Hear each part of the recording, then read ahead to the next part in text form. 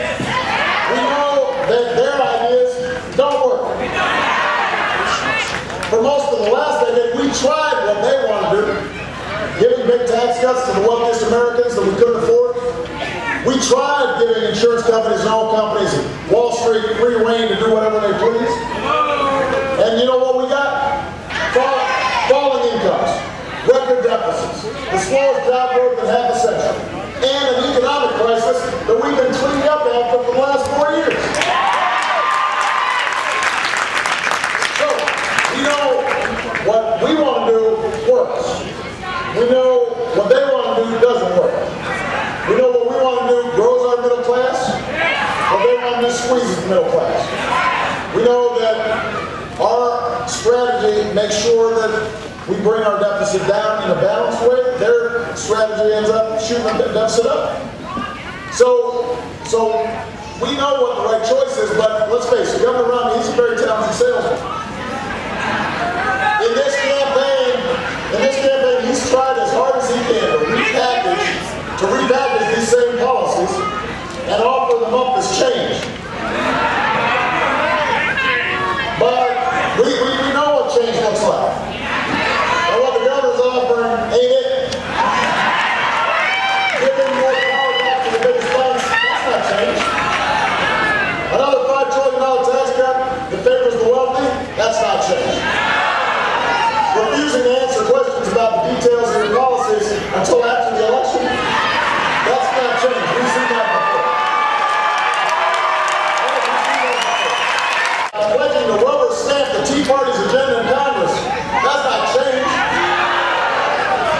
And by the way, when you try to change the facts, just because they're inconvenient to your campaign, that's definitely not change.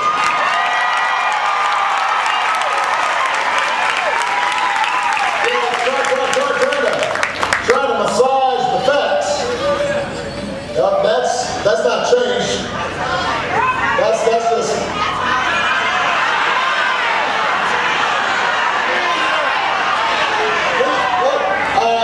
We've been seeing this I've gotten around me and his friends over the last few weeks, right here in Ohio. You've got folks who work at the G plant who've been calling their employees, worried, asking, is it true, are our jobs being shipped to China? And the reason they're making these calls is because Governor Romney's been running an ad that says so. Except it's not true. Everybody knows it's not true. The car companies themselves have told Governor Romney to knock it off. GM said, we think creating jobs in the United States should be a source of bipartisan pride. And I couldn't agree more. And I understand that Governor Romney's had a tough time here in Ohio because he's against saving the auto industry. And it's hard to run away from that position when you're on videotape saying the words, let Detroit go bankrupt. And I know, we're close to an election, but this isn't a game. These are people's jobs. These are people's lives. These car companies are putting a lot of effort to make great products, but also to make sure that everybody in America knows how committed they are to making cars here in America. And so you don't scare hard-working Americans just to scare up some votes.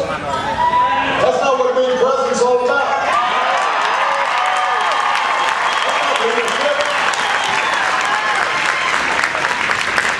When I first made the decision to rescue the auto industry, I knew it wasn't popular. Despite the fact that 1 out of 8 jobs in Ohio are connected to the auto industry in some way, it wasn't even popular in Ohio. But I knew it was the right thing to do. I knew betting on American workers was the right thing to do. Betting on American ingenuity and know-how was the right thing to do. That paid off.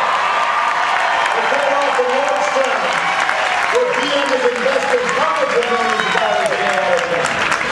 It paid off in Toledo, where Chrysler is adding more than 1,000 new jobs on a second shift. Not in China, right here in Ohio.